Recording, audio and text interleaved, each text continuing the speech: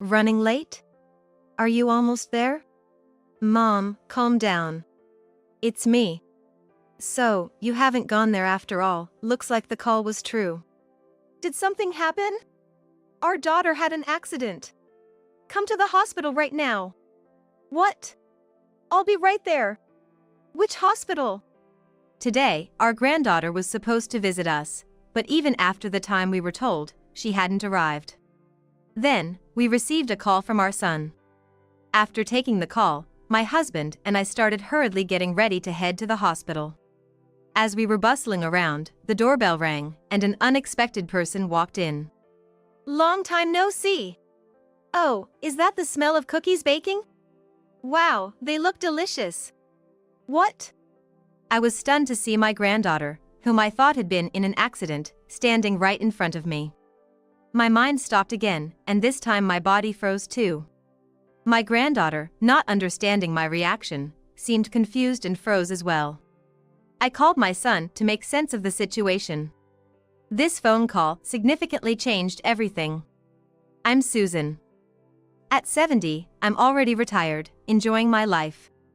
My husband, George, also over 70, is similarly enjoying his retirement.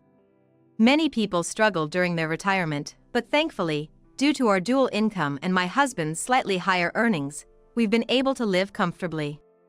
Our only son, John, lives about a 30-minute drive away with his wife, Lisa, and our granddaughter, Karen. Living nearby, John's family visits us every couple of months to check on us. Dad, Mom, is anything bothering you? Anything you need help with? Well, we can't think of anything right now. I looked up, crossed my arms, and thought hard, but couldn't come up with anything. It wasn't out of politeness to my son, we genuinely didn't need anything. Grandpa, here's the weed killer you mentioned before. I picked it up at the hardware store on my way here. Thanks, I was just about to run out. I appreciate it. It's no trouble at all. I'll put it in the shed in the garden. Thanks, I owe you one. Karen confidently walked to the small shed at the corner of the garden. My husband and I, trusting her, didn't move, but John and his wife looked puzzled, wondering where she was going. Karen often visits us on her own since her school is close by. She helps us with errands like shopping at distant stores and carrying heavy items, solving problems we face. Hence, we rarely need to ask John for help. She understands and takes care of us better than you do. That's true. I'm practically redundant here. Both our families laughed proudly, thinking of Karen. What's laughing about? Karen, having returned from storing the weed killer, joined in our cheerful atmosphere despite not knowing the context of the conversation. We were talking about you. How you always take good care of your grandparents. Taking care? I just like hanging out with you guys. Even so, you help us a lot, and we're grateful. I also enjoy learning various recipes and baking with Grandma. Well then, how about we bake something simple today? Do we still have pancake mix? Let's make microwave cookies. They take about 10 minutes, right? Maybe I should help too. Karen and I confidently headed to the kitchen, followed by Lisa. Karen quickly prepared everything, leaving me little to assist with. Lisa, unfamiliar with the kitchen, also seemed a bit lost. I gave up on helping with the baking and invited Lisa to help prepare the dishes and drinks instead. In the end, Karen almost single-handedly finished the cookies. Karen's baking skills are a result of her frequent visits. When she comes over, we often bake together. Eating the treats with my husband and Karen, chatting away, is one of our greatest joys. Although Karen loves indoor activities like baking, she's not strictly an indoor person. Listen to this. Karen rode her bike over 18 miles the other day. I just went to check out a new clothing store with my friends, that's all. From now on, take the train, it's safer. Oh, but train tickets are such a waste of money. You always rush out without telling us where you're going, we worry about you. True, you should at least let us know where you're going. Got it. I'll be more careful. Our granddaughter, looking a bit displeased, picked at the cookies. We've warned her many times about leaving the house without saying where she's going. But it's become a habit for her, one that doesn't seem to change. I'm guessing this time won't be any different. Now that she's a high school student, we're beginning to think maybe we shouldn't nag her about it so much. After John's family left, I washed the dishes and George tidied up the room. Another peaceful Sunday was coming to an end. We're living a relaxed retirement life and have a good relationship with John's family. I thought we were really living a good life. But bad things progressed unseen, and even then, it seemed like things were slowly turning for the worse without us knowing. As usual, after school, Karen came over to our house. We were making banana bread together, and she seemed happy. But having lived for 70 years, it was easy for me to see through a 16-year-old's forced smile. "What's wrong? Did something happen?" "Guess I can't hide anything from Grandma," she replied, stopping her mixing. Her joyful expression quickly turned to one of anxiety. "Actually, I've been thinking. Mom's been acting a bit strange." "Lisa?" "Yeah, she changed her phone's notification sound recently. I think it's so she can tell who's calling by the sound. Sometimes she comes home smelling like someone I don't know. She used to come home from her part-time job earlier than me, but now she's sometimes later, and she keeps checking mine and Dad's schedules." With each mention of Lisa, Karen's face grew darker. Unlike in my youth, high schoolers these days have more experience with love. They also have to be overly sensitive to others' reactions and feelings. Karen, as a high schooler, seems to suspect Lisa of having an affair. She doesn't use the word affair directly, probably because she doesn't want to believe her own mom could do that. And it's not something she can discuss with John or her friends. She must be struggling with what to do. Maybe Dad's also concerned about Mom?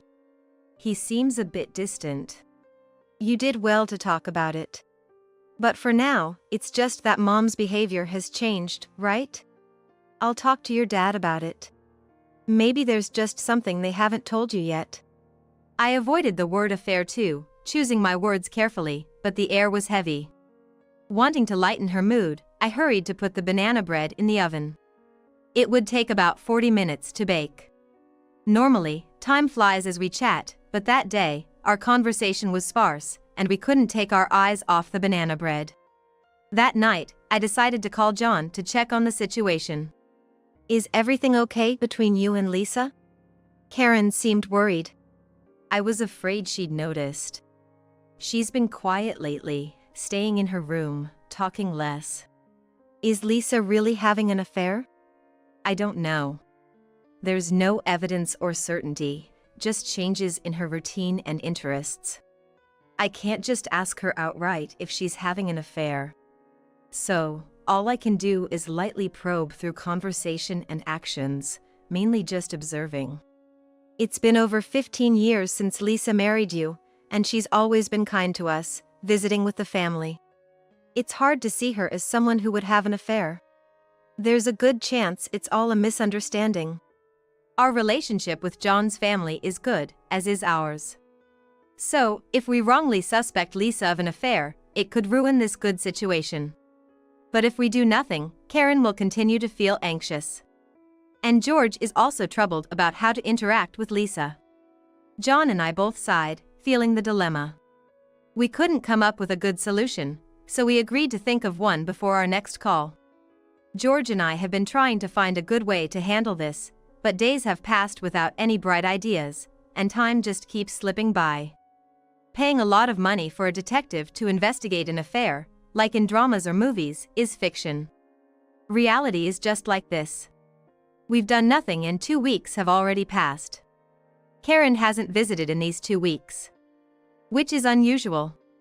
I was getting worried about her and thinking of suggesting she come over when she suddenly called.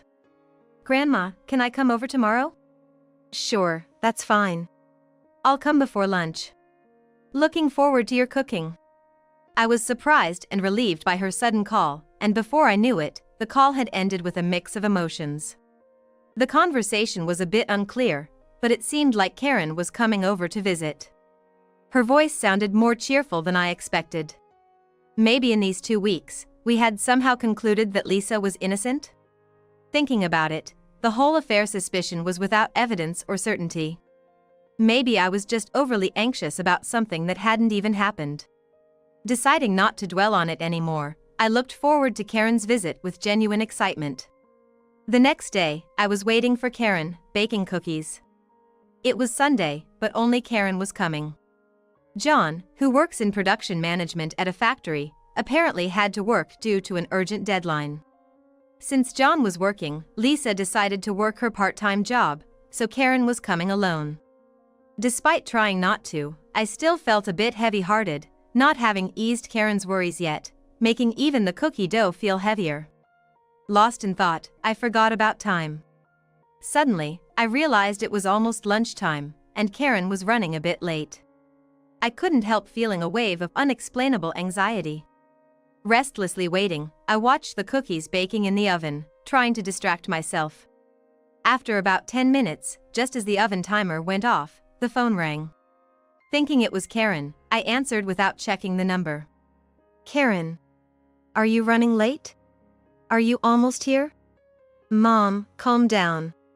It's me, John. Realizing it wasn't Karen, I felt a bit disappointed. But it helped me regain some composure.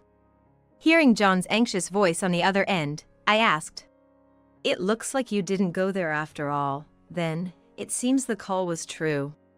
"What's wrong?" "Karen had an accident. Come to the hospital right now." "What?" I froze in shock, feeling like my soul was leaving my body. "Mom, stay with me. Get to the hospital. I'm on my way there too. I'll be right there." "Which hospital?" John's urgent voice snapped me back to reality. After explaining the situation to George, we hurried to get ready for the hospital. Just then, someone knocked at the front door. Irritated by the untimely visitor. However, right now that's not my priority, so I ignored the visitor and focused on getting ready to leave. I heard the front door open. We always leave the door unlocked for Karen, who knocked at the door once to let us know she's arrived. This way of entering is typical of my granddaughter. "Long time no see. Oh, is that the smell of cookies? They look delicious." "What?" "What?" I was stunned to see Karen, who I thought had been in an accident, right in front of me. Confused by my reaction, Karen seemed to freeze too. Time stood still for both of us. "Karen? Weren't you in an accident?" "Yes, exactly. Why are you here?" "What do you mean? Accident?" "I just got delayed because I took the train after you told me not to ride my bike too far." "It wasn't that you were late, so I thought you had an accident. John just called and said you were in an accident and at the hospital." "Huh?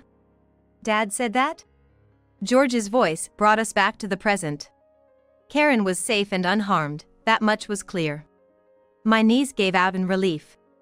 "Are you really not hurt?" "I'm not hurt." "So, what's this about an accident?" "I don't quite understand either. Let me call your dad to sort this out." I decided to call John to understand the situation, hoping there might be some development.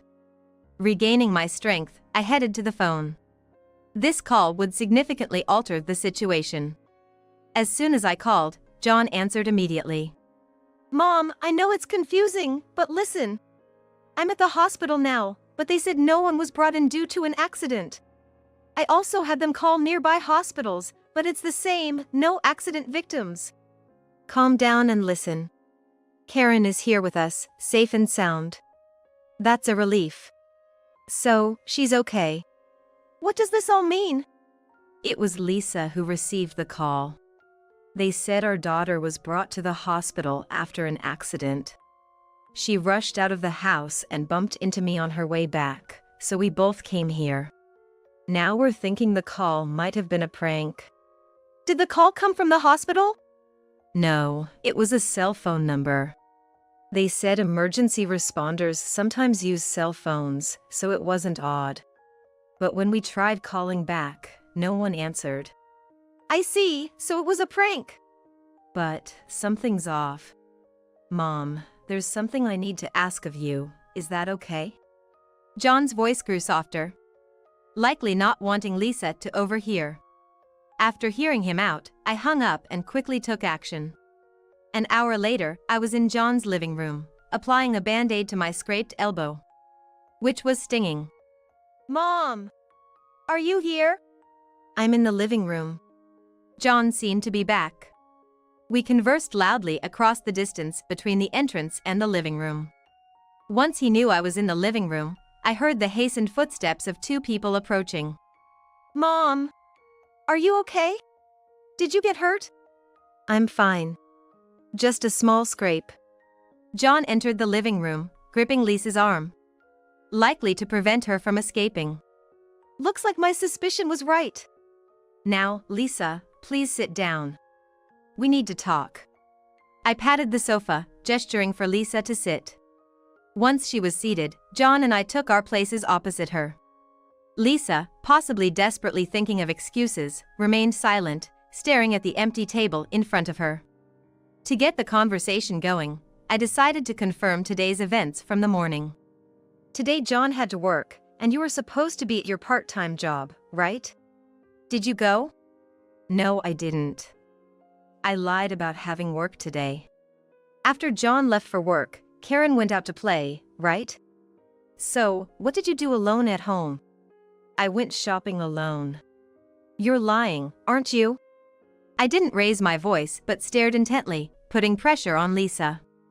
She seemed intimidated by my tone and gaze, shrinking a bit. So far, there had been no evidence or certainty about Lisa's affair, and even now, there was no evidence. But I was certain, so I decided to press her until she confessed. Weren't you at home all this time? With your lover? That's not true.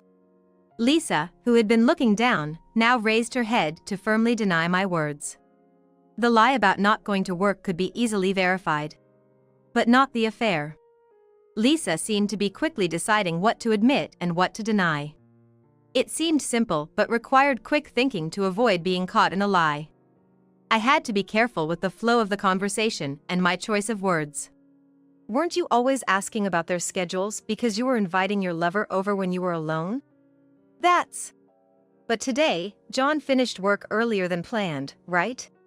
Yeah, there was some miscommunication between sales and the client, so there was no rush. I was supposed to work until evening, but I finished around midday. I messaged Lisa to see if she needed anything from the store on my way home, but when she didn't reply, I just went home.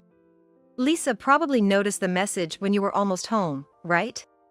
Then, in a panic, she left to find you, making up the story about Karen's accident to avoid you coming home and catching her with her lover. At the hospital, Lisa's behavior was odd. She wasn't frantic about Karen's supposed accident, and when it seemed like the call might have been a prank, she suggested we go out instead of heading home. She was stalling to keep me from going home. I think so too. If John hadn't come home, her lover could have left after erasing any evidence. Please stop accusing me. This is all speculation, isn't it? Lisa loudly denied again, choosing carefully what to refute. For her, this was a crucial point to deny. But John and I were convinced of her affair. We continued to align our words towards our conviction. By the way, Lisa, did you know where Karen went to play today? No. I don't know. She just said she was going out as usual. Oh, I see.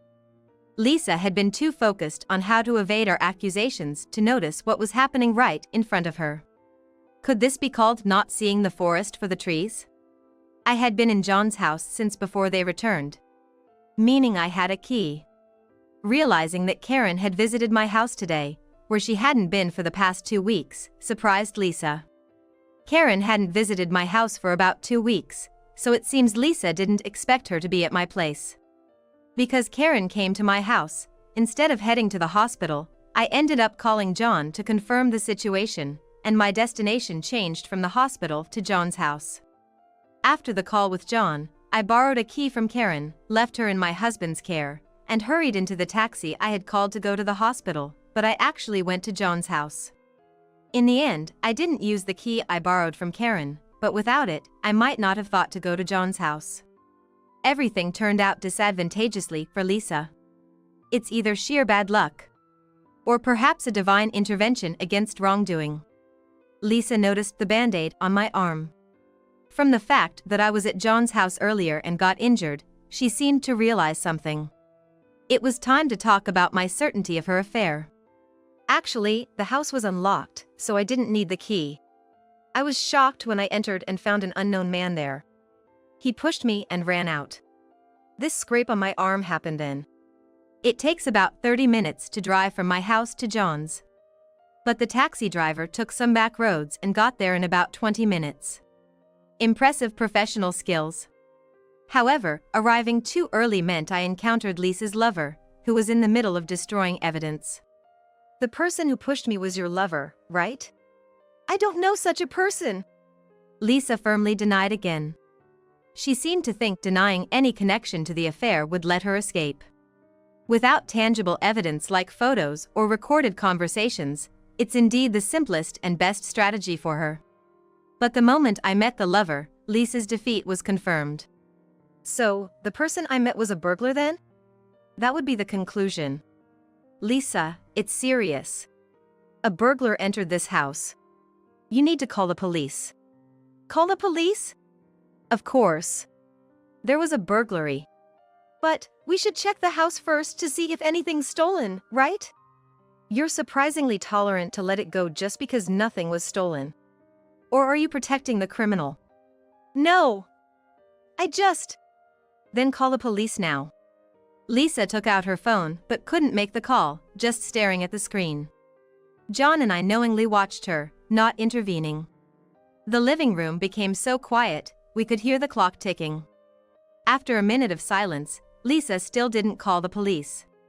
Well, of course, she wouldn't. If she did, her lover could be arrested as a burglar. If it came out that he wasn't a burglar and Lisa knew it, she could be charged with making a false report. Plus, if she told the truth, it would mean confessing her affair. Reporting would turn into a much bigger problem than just admitting the affair. It seems you can't make the call. I'll do it then. Let's first check the house for stolen items.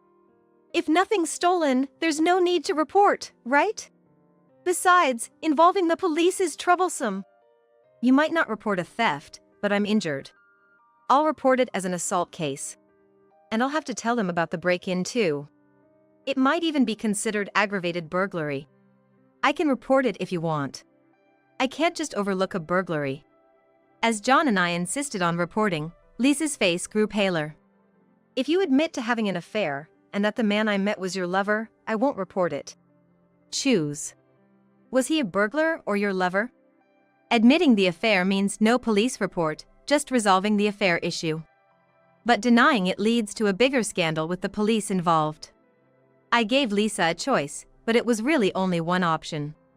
I'm sorry. I had an affair. Though we had no evidence, John and I managed to get her to confess. It would be too embarrassing to involve the police now. The threat was just a bluff. I'm relieved Lisa gave in. After admitting the affair, Lisa sat silently, looking at the empty table. John divorced her soon after. The divorce went smoothly since she admitted the affair. The divorced ex-wife went to live with her lover. But her troubles continued. It turned out her lover was a married man who had hidden this fact. The lover managed to reconcile with his wife, leaving the ex-wife alone. Now single, she had to work to pay for her living expenses. However, having been a part-timer since marrying John, she had a 15-year career gap. She's struggling to find a job now. And is living in a cheap apartment, depleting her savings. But savings aren't infinite. She'll need an income eventually. She seems to be continuing with her part-time work, but spending time on it makes her already difficult job search even harder. Yet, relying solely on her part-time income, she can't escape the quagmire of depleting her savings. I'll support her in finding a job soon, though not wholeheartedly. I thought Karen would be shocked to learn about her mother's affair, but she wasn't as much as I expected. I was just feeling uneasy, not knowing whether she was having an affair or not. I'm relieved it's clear now. Otherwise, it would have been unfair to Dad, having a wife who might be unfaithful. I had thought Karen was feeling anxious, but it seems she was just troubled. Maybe it's a difference in thinking and values from my time? Whether it's apparent or not, wrong is wrong. Karen seems to be able to cleanly separate things like that. Of course, she was a bit shocked when John and his wife divorced, but now she's back to her cheerful self. Today, she's coming over to our house to play, as usual. I need to prepare the ingredients for pudding before she arrives.